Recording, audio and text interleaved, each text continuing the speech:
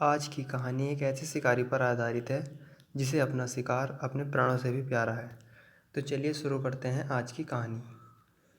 मैं अमीर नहीं हूँ, बहुत कुछ समझदार भी नहीं हूँ, पर मैं पहले दर्जे का मांसाहारी हूँ। मैं रोज़ जंगल को जाता हूँ और एक आध हिरन को मार लाता हूँ। यही मेरा रोज़मर्रा का काम है। मेरे घर में रुपए पैसे की कमी नहीं, मुझे कोई फ़िक्र भी नहीं। इसी सबब से मैं हर रोज़ शिकार के पीछे पड़ा रहता हूँ। मुझे शिकार का बड़ा भारी शौक़ है, यहाँ तक कि मैं उसके सामने अपने माँ बाप, पुत्र और प्यारे प्राणों को भी कोई चीज़ नहीं समझता। आप लोग मेरे कहने को अगर झूठ समझते हो तो आप एक दिन के शिकार का मेरा वृत्तांत सुन लीजिए।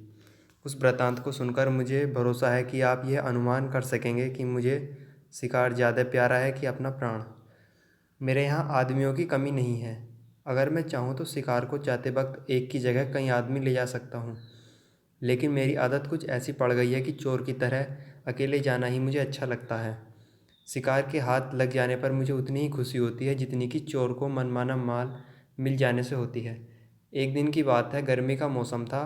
पल पल पर गर्मी बढ़ती जाती थी और आदमी पानी पानी चिल्लाकर अपने गले को और भी ज़्यादा सुखाते जाते थे। ऐसे वक्त में मेरे गांव के कुछ आदमी मेरे पास आए। उन्होंने कहा कि गांव के पास का तालाब करीब करीब बिल्कुल सूख गया है, बीच में थोड़ा सा पानी रह गया है। वही पानी पीकर हम लोग किसी तरह से अपने प्राण बचाते हैं। पर कई दिनों से रात के वक्त एक बहुत बड़ा जंगली सूअर वहाँ पर आता है। वह उस कुंड से पानी भी पीता है और उसमें लौटकर बचे हुए पानी को कीचड़ बना देता है। इस वजह से वह पानी हम लोगों के पीने के लायक भी नहीं रह जाता। आप इसका कुछ बंदोबस्त कीजिए। यह सुनकर मुझे बड़ी खुशी हुई, क्योंकि मैं एक शौकीन शिकारी हूँ और निशाना भी बहुत अच्छा लगाता हूँ। मैंने उन लोगों से कहा कि आज चांदनी रात है, इसलिए आज ही मैं उस सुअर का शिकार खेलना चाहता हूँ। तुम अभी जाकर तालाब के पास एक पेड़ पर एक मचान बना दो। वे तो यही चाहते थे।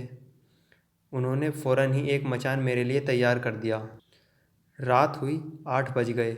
मैंने खाना को खाया, अपनी मामूली शिकारी पोशाक पहनी, बंदूक हाथ में उठाई और एक भाला और एक पेशकश भी हाथ में लिया। इस तरह सात सामान से दुरुस्त होकर मैं उस तालाब की तरफ रवाना हुआ। तालाब के पास पेड़ पर मचान को देखकर मैं खुशी से झूम उठा।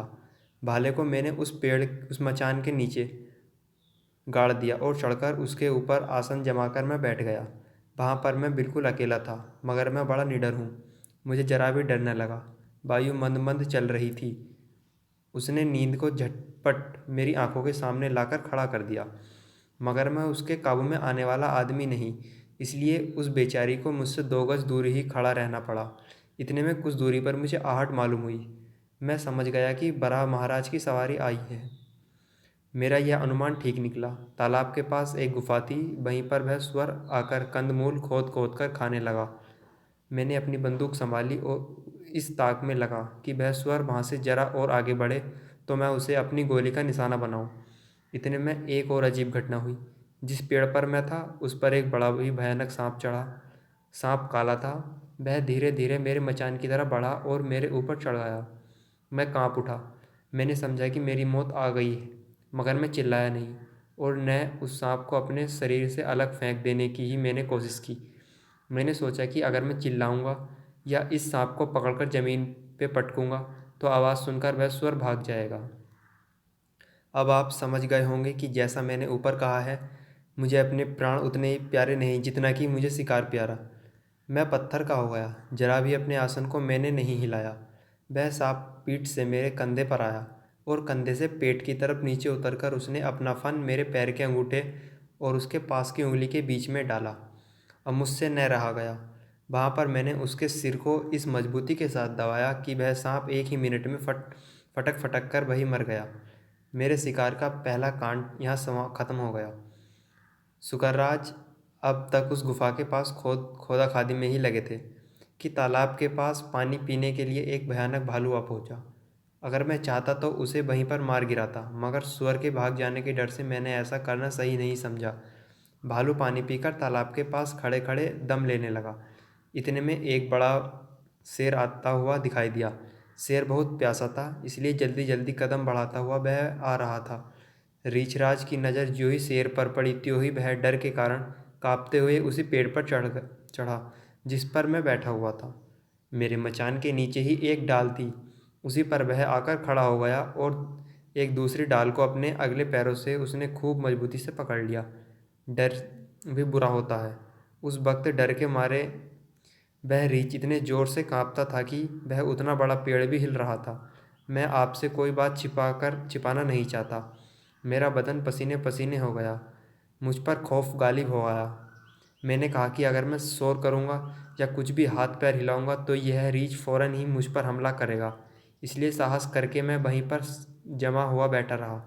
शेर तालाब के पास पहुंचकर उसने अच्छी तरह पानी पिया। वह किनारे पर बैठ गया और अपनी मूंछ सुधारने लगा और धीरे धीरे गुर्राने लगा। शेर मेरे मचान के बिल्कुल ही सामने था। वह यह हालत देखकर उस पर वार करने के लिए मैंने अपनी बंदूक संभाली। इस बीच में वह स्वर गुफा की तरफ से चला और तालाब के पास आया। वह स्वर था कि हाथी का बच्चा। ऊंचाई से वह कोई 6 फुट था। उसके 2 दांत हाथी के दांतों के समान बाहर निकले हुए थे। वे इतने बड़े और मजबूत थे कि 3-4 फुट घेरे के तने वाले पेड़ को भी वह एक ही आघात में गिरा सकता था। उसे देखकर यह शंका होती थी कि कहीं प्रत्यक्ष दूसरे बराजी तो नहीं अवतार ले आए। आपने शायद सुना होगा कि बड़े बड़े जंगली सुअर शेर से नहीं डरते। सुअर के पहने पहने प्रकाशमान दांतों को देखकर शेर को सुअर पर हमला करने का साहस नहीं होता था। सुअर को सामने आता देख मेरा शिकारी जोश ने जोर पकड़ा। उस भयानक अवस्था में मैंने कंधे पर बंदूक रखी और सुअर को लक्ष्य करके गोली छोड़ दी। यकायक दन की आवाज़ हुई। सुअर को गोली लगी, मगर उसने समझा कि सामने बैठे हुए गुर्राने वाले शेर ने मुझ पर यह चोट की है। बस एकदम वह शेर पर टूट पड़ा। दोनों में बड़ा भयानक युद्ध हुआ। आखिरकार बनराज को शुकरराज की कराल ढालों का चबोना हो जाना पड़ा। इधर मेरी गोली के आघात से बराजी भी स्वर्गलोक को सिधारे।